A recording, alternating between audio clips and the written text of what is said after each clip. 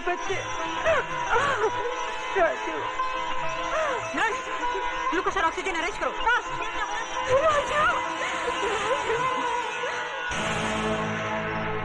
आओ दरोगा, क्या है तुम्हारी चेहरे की घड़ी पे 12 क्यों बजे भाई? इसलिए कि आपका समय खराब है। क्या बकवास करता है तुम? बकवास नहीं, भविष्यवाणी कह रहा हूँ। कसाई भी बकरा हलाल करने से पहले अपनी छुरी की धार देख लेता है, मगर एक तुम हो जिसने अपने दुश्मन को जिंदा छोड़ दिया। किसकी बात कर रहा है तो? राजू की। वो जिंदा है। शेर के चपड़े से उसका शिकार बच के जा सकता है, मगर दुर्योधन के हाथों से उसका दुश्मन नहीं। इतनी ही जोर से मेरे गिरबान के बजाय उसकी गर्दन दबाई होती तो शायद वो जिंदा नहीं बचता। तुम लोगों ने मौत को घर दिखा दिया है। मौत हमारे घर से उतनी नजदीक नहीं जितना कि वो अस्पताल है। इंस्पेक्टर प्रधान वहां पहुंच चुका है। वो तो आपकी किस्मत अच्छी थी कि उसने आपके खिलाफ बयान नहीं दिया। उसने प्रधान को सिर्फ इतना ही कहा कि उसका एक्सीडेंट हो गया। इसका मतलब ये हुआ कि ऊंट को पहाड़ की ऊंचाई का अंदाजा लग गया। डायलॉग सही है, लेकिन समझ में थोड़ा फर्क है। क्या मतलब? मतलब ये कि राजू का बयान बदलना आपकी सेहत के लिए खतरनाक साबित हो सकता है।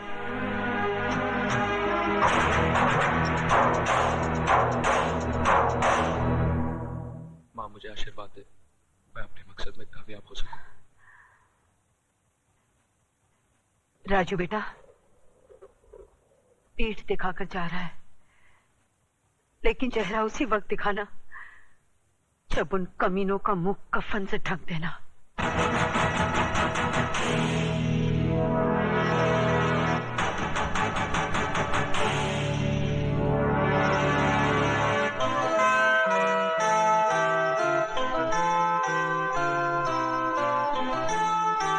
माँ का ख्याल रखना। ये नामुमकिन है।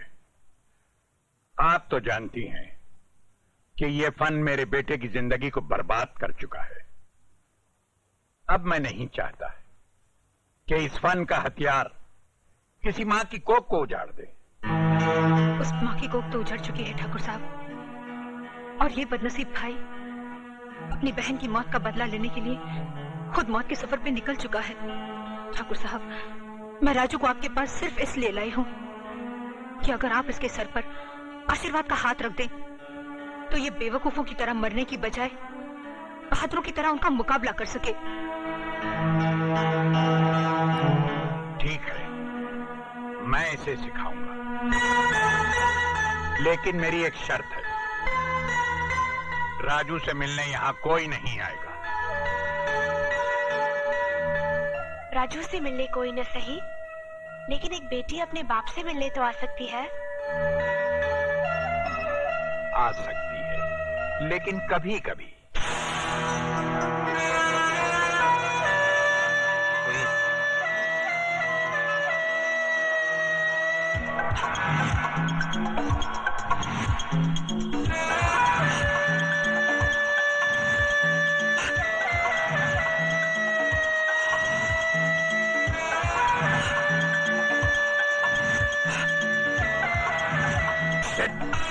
अरे कुछ नहीं, चलो। हाँ, आओ, ये, शाबाश, शाबाश, शाबाश। हाँ, हाँ, हाँ,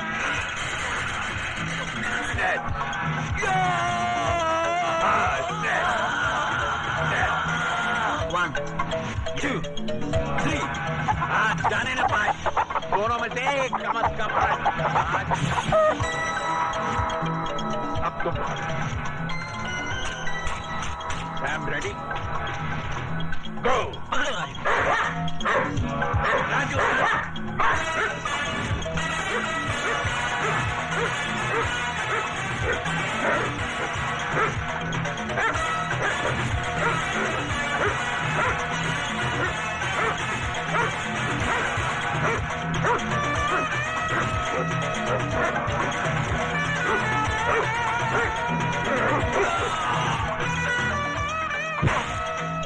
चलो राजू। ये मुझसे नहीं होगा बाबा, बहुत दर्द हो रहा है। बेटे, ये दर्द उस दर्द के आगे कुछ भी नहीं जो लाल बिहारी और उसके आदमियों ने तुम्हें दिया। याद करो उस दर्द को जो सरेआम बेइज्जत होते वक्त तुम्हारी बहन ने महसूस किया होगा।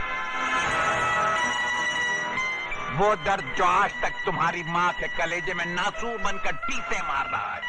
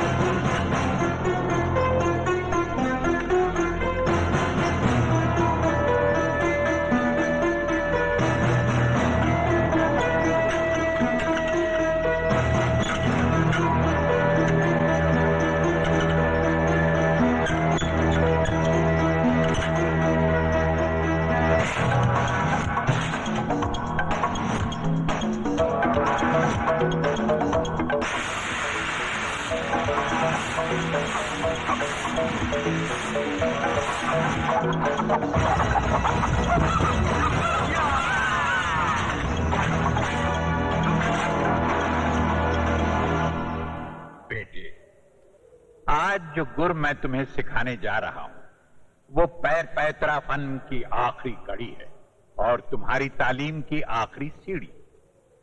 फर्ज करो लड़ाई के दौरान अगर तुम्हारी आंखों की रोशनी चली जाए तो तुम अपने सामने खड़े हुए दुश्मन को उसके कदमों की आहट से और उसके वार को हवा के रुख की काट से पहचान सकते हो। अब मैं वार कर रहा हूं, अंदाजा लगाओ कि वार किस तरफ से हो रहा है। अरे, अंदाजा लगाओ, कोशिश करो, ध्यान दो।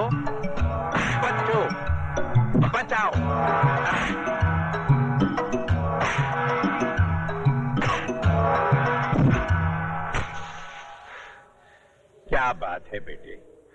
पिछले 2 हफ्तों से तुम प्रैक्टिस कर रहे हो, लेकिन ये तुम्हारी समझ में क्यों नहीं आ रहा? बाबा, अगर आप इजाजत दे तो मैं राजू को सिखाने की कोशिश करूं? लड़की, तुम इसे सिखाओगी तो नहीं, बल्कि इसके ध्यान को भटकाने की कोशिश करोगी। आग और मोम एक साथ नहीं रह सकते। बाबा, मेरी मोहब्बत मोम नहीं, सब्र का वो फौलाद है जिसे कोई आग पिघला नहीं सकती। अरे ये क्या?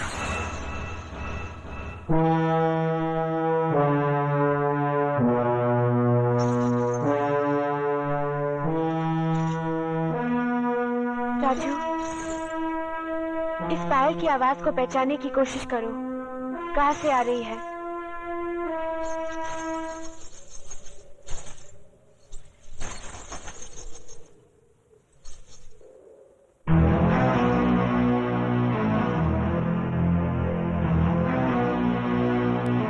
रुक क्यों गई?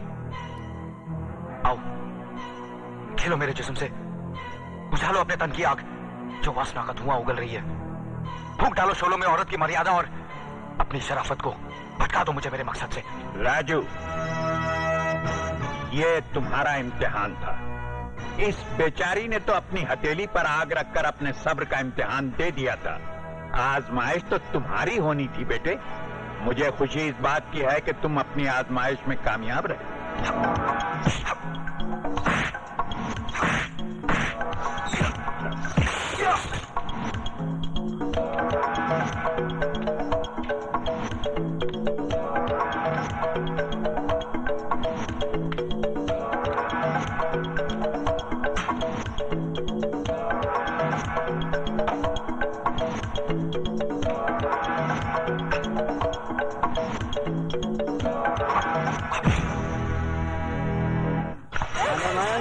क्या जवानी है तेरी।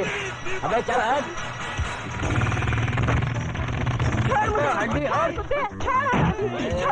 बच्चे कहाँ जाएगी तू? मेरी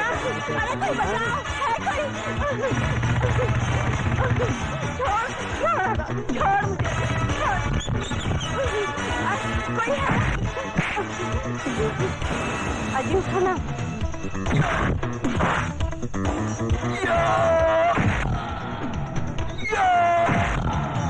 बस्ती वालों,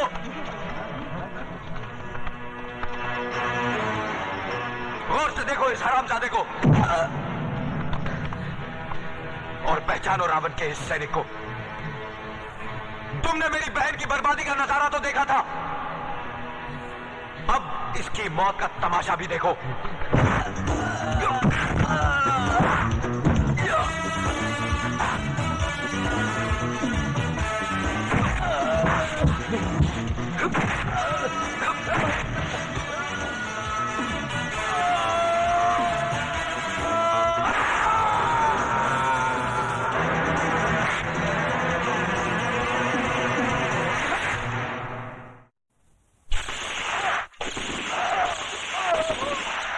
मामा जी, इसको काहे को मार दिया? अरे ये तो अपना ही आदमी था ना।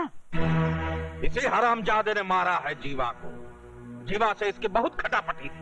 बिहारी जी, ये भी तो हो सकता है कि किसी और ने मारा हो। और कोई मार ही नहीं सकता दुर्योधन, क्योंकि वो जौन पैतरे से मरा हो, पैतरा हमारी स्कूल का है और ये ससुराऊ पैतरा बहुत अच्छी तरह जानता था। लाल बिहारी,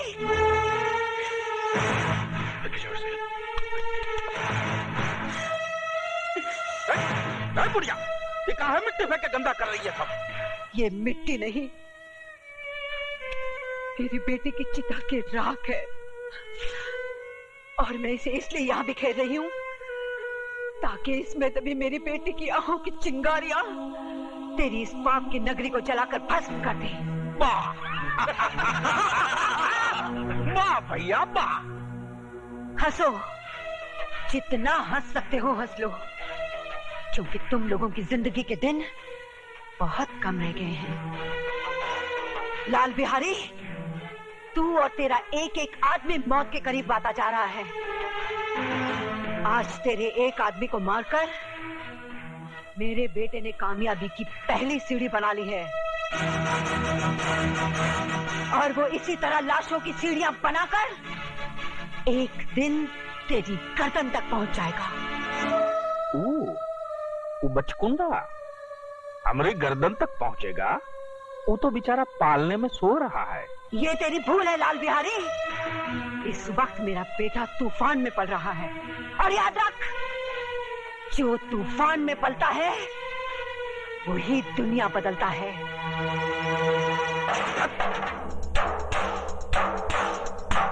अब बात हमारी खुपड़िया में आई। हमरे दुश्मन को बाबा ठाकुर पाल रहा है। हमने उसे जिंदा छोड़ दिया कि वो अपने अपाहिज बेटे की लाश उठा उठाकर खुद ही मर जाए, मगर वो अब तक जिंदा है,